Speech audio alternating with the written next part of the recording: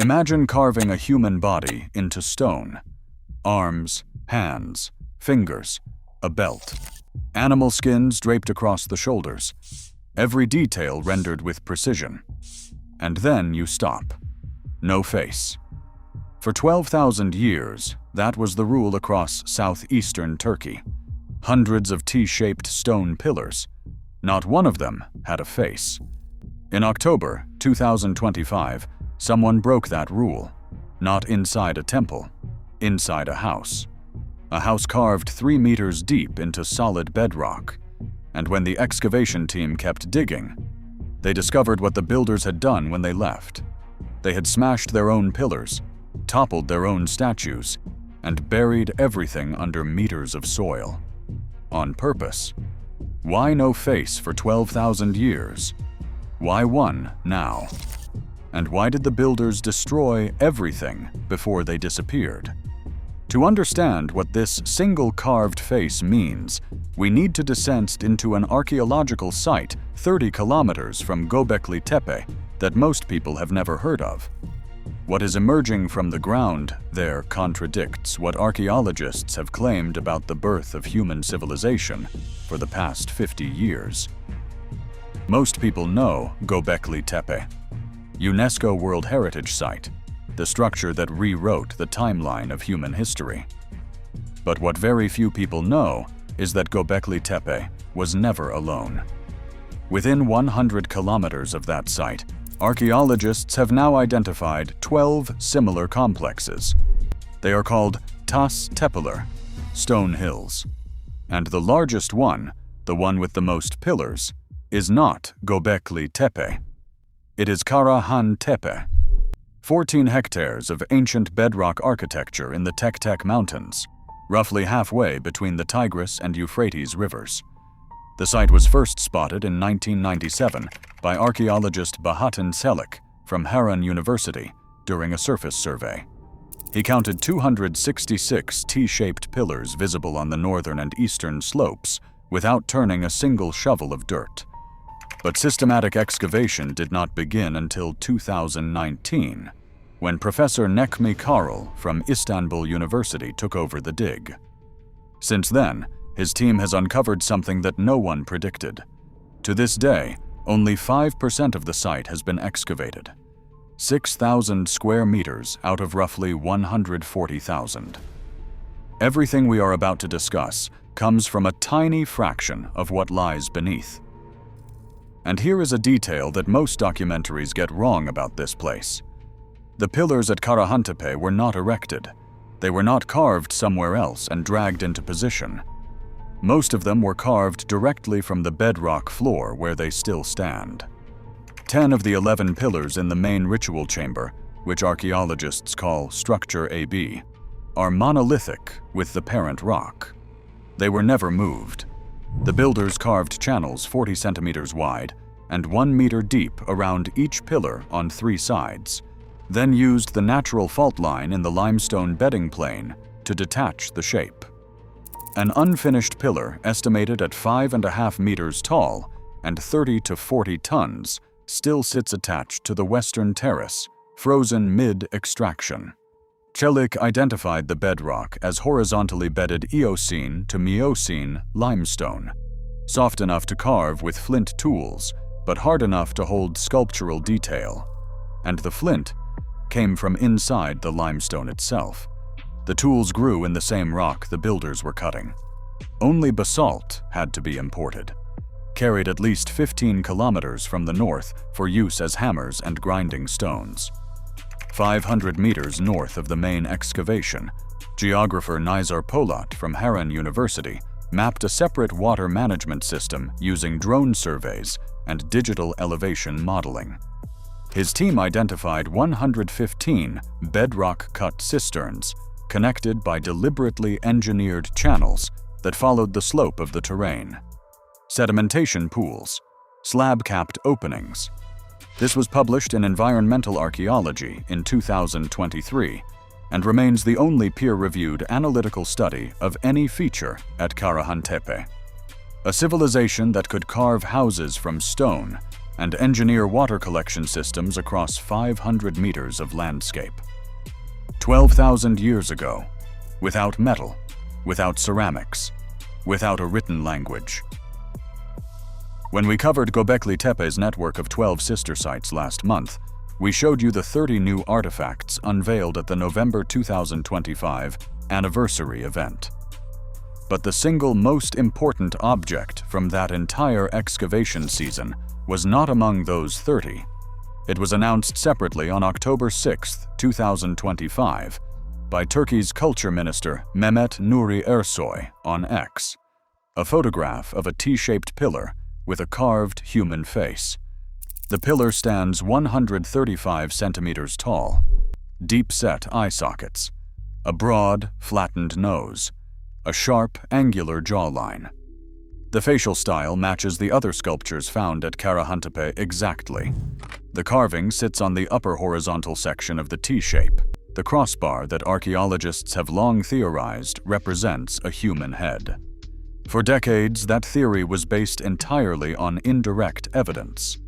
Arms carved on the vertical shaft, hands folded across the belly, belts and fox pelts rendered in stone. The T-shape was assumed to symbolize a standing human figure, but no face had ever been found on any T-pillar at any of the 12 Tiyaz Tepeler sites, until this one. And the location is what makes this discovery explosive. This pillar was not found inside one of Karahan Tepe's monumental ritual enclosures. It was found inside a small sunken room plastered with clay. 3 miniature T-shaped pillars were arranged inside that single room, functioning as both roof supports and sacred objects. Only one carried the face. Grinding stones sat on the floor beside it. Wall plaster still clung to the surfaces. This was not a temple. This was a home. And the pillar with the face was furniture. Professor Karul's interpretation is direct. The division between sacred space and domestic space did not exist for these people. They did not go to temples to worship. They lived with their gods. Ritual and daily life were one and the same. And that reframes everything we thought we understood about Göbekli Tepe as well. If the most significant human representation in 12,000 years of Neolithic architecture was found inside a house, then maybe the monumental enclosures at Göbekli Tepe were not purely ceremonial either. Maybe the houses were there all along. Maybe earlier excavations simply missed them because they were focused on the spectacular pillars. In 2011, archaeologist E.B. Banning published a paper in Current Anthropology titled "So Fair a House," arguing exactly that. He said the so-called temples were actually elaborate houses. For 13 years, most archaeologists dismissed him. The Karahantepe face pillar, found next to grinding stones in a clay-plastered room, is the strongest evidence yet that Banning was right. And the face was not the only thing staring back from the stone. Karahan Tepe has produced a gallery of sculptures unlike anything found at Göbekli Tepe. In 2021, the team uncovered a seated limestone statue standing 2.3 meters tall. It was completely bald. Visible ribs were carved into the torso, giving it a skeletal, death-like appearance. The hands rested on the knees, gripping a phallus. A V-shaped collar of what appear to be animal teeth or beads encircled the neck. It is one of the earliest known examples of monumental phallic symbolism in human history. From the same chamber, a giant carved stone head projects 2.1 meters above the floor on a long neck, with parallel grooves running down its surface that some researchers interpret as serpentine. It faces the entrance, a rectangular porthole just 70 centimeters wide that connects 2 underground chambers through a crawl space carved from solid rock. Whatever happened inside this space, people had to enter on their hands and knees. In November 2025, Karul revealed something else. A set of small stone figurines, each about 3.3 centimeters tall, depicted a fox, a vulture, and a wild boar. Each figurine was surrounded by a limestone ring. All three were placed on a decorated plate inside a stone vessel that was itself nested inside a larger vessel. Karul called it the earliest known three-dimensional narrative, a deliberate arrangement of objects telling a story. And in August 2024, the team found the first figure ever carved directly into a floor slab at the site. A 20-centimeter running wild ass, likely an onager, was etched into a paving stone next to a grinding platform. The floors themselves carried meaning. If you are watching this and realizing that this site deserves far more attention than it gets, you are not alone. Subscribe to our channel. We cover discoveries like this every week with the depth and the data they deserve. We are building towards something here, and your support is what makes it possible. But the pillars were not the most shocking part of Karahantepe. What the team found surrounding them was even more striking. During the same 2025 excavation season, Karul's team uncovered more than 30 subterranean dwellings carved directly into the bedrock, arranged in a tight honeycomb pattern. Each one was between 3 and 6 meters in diameter. Inside them were hearths, stone floors, and storage spaces. These were not temporary shelters or seasonal camps. These were planned, permanent, year-round homes for families. Karahan Tepe was not a pilgrimage site, it was a village. The 2024 excavation season added another layer, when the team excavated a central communal building measuring 9 meters by 7 meters. With walls still standing 3.5 meters high, they found the floor embedded with ritual deposits. Numerous wolf jaws, leopard bones, vulture bones, fox bones, and large bull horns and skulls were set directly into the floor surface. The researchers suggested that fox skins may have been placed as ritual offerings. Plastered wall sections were still intact. A stone bowl was set into the north wall with a carved channel for liquid. Whatever ceremonies these people performed, they performed them in a space surrounded by the remains of predators and scavengers. And what those families ate is the next piece of the puzzle. In April 2026, zooarchaeological and botanical analyses revealed that the inhabitants of Karahan Tepe consumed primarily gazelle meat and legumes. Not wheat, not barley, not any domesticated grain, no agriculture whatsoever. This diet pattern contrasts sharply with Göbekli Tepe, where faunal remains show a broader range of animal species drawn from diverse ecological zones. Karahan Tepe's subsistence was more focused, more local, more self-contained. And here is where this becomes a problem for the textbooks. The standard model of human history says that farming came first, then permanent settlements. Humans learned to plant crops, and that forced them to stay in one place. Karahan Tepe proves the opposite. These people built permanent stone houses. They carved monumental pillars. They created the first known human face on a T-shaped monolith. And they did all of this for at least 1,500 years before anyone in the region planted a single seed of wheat. Professor Karul has stated it explicitly. Agriculture is not the cause. It is the effect of settled life. That single sentence inverts the foundational narrative of the Neolithic revolution. And it comes from the excavation director himself, not from a fringe theorist. Now, there is one more layer to this story, and it is the one that nobody else is covering, because it involves not what the builders of Karahan Tepe created, but what they did when they left. When Karahan Tepe was abandoned, the inhabitants did not simply walk away. They systematically destroyed their own settlement. Standing pillars were broken, statues were toppled, rooms were filled with stones and soil until every structure was sealed beneath the earth. Professor Karul documented this process in detail in a 2021 paper published in the Turkish Journal of Arkeology and Ethnography.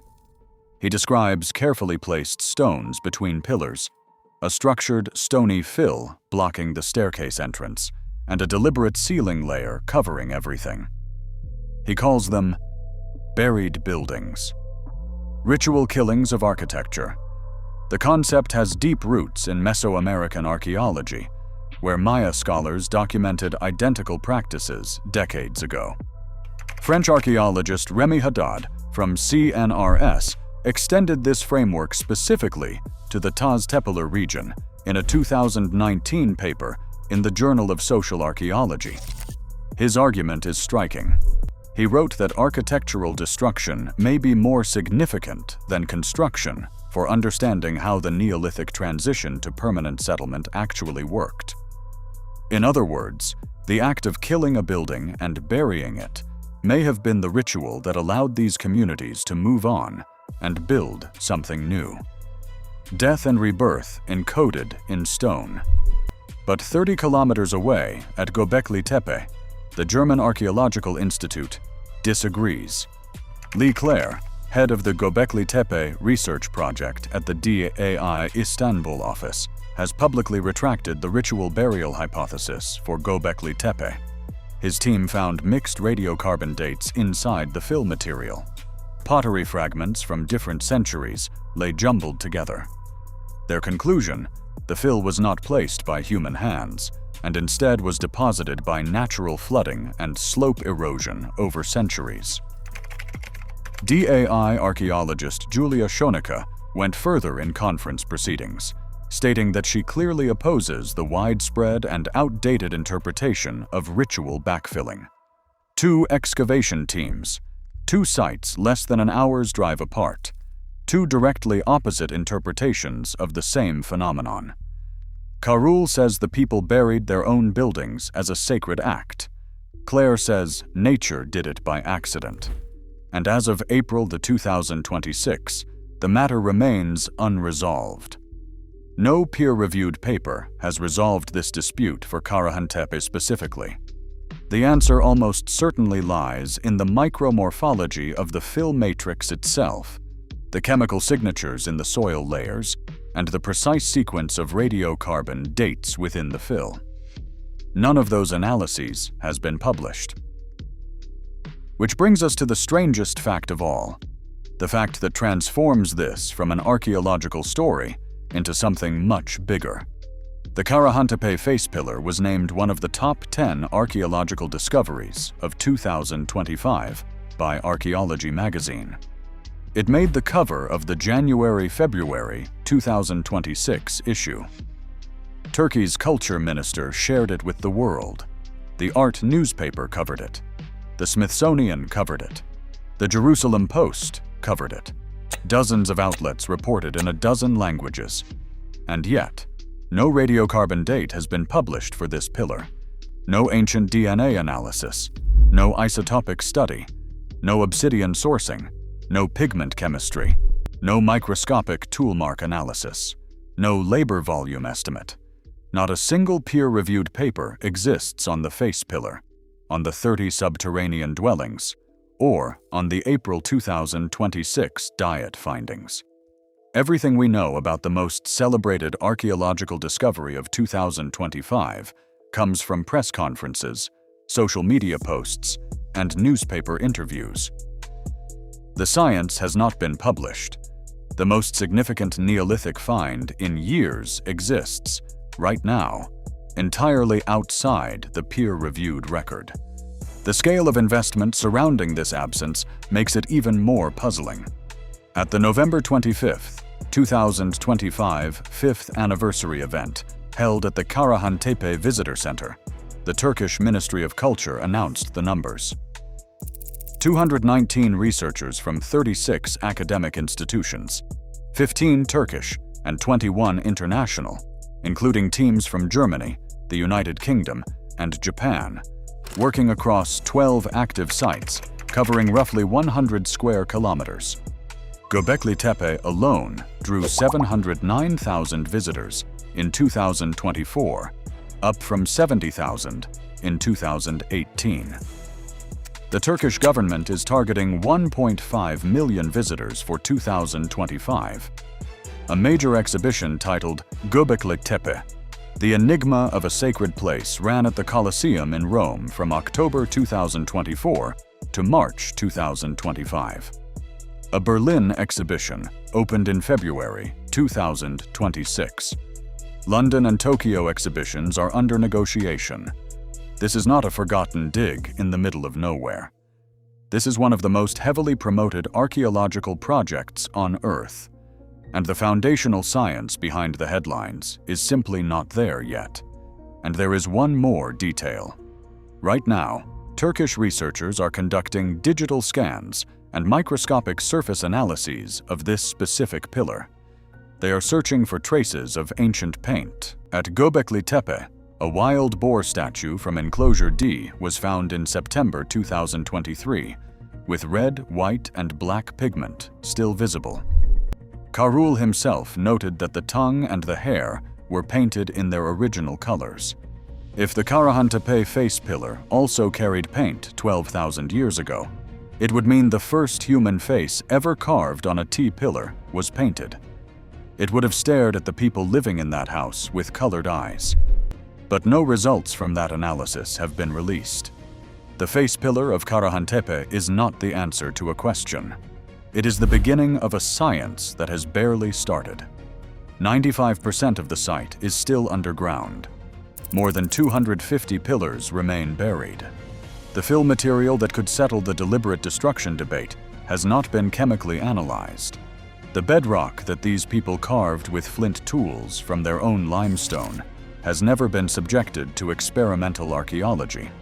Nobody has estimated how many hours of labor it took to hollow out a living room from solid rock with Stone Age tools. And nobody has answered the most fundamental question of all. For 12,000 years, every T-pillar had a body but no face, arms but no identity. And then, inside a house in Karahan Tepe, someone carved one. Was it a specific person, an ancestor, a deity, or an abstract idea of what it means to be human?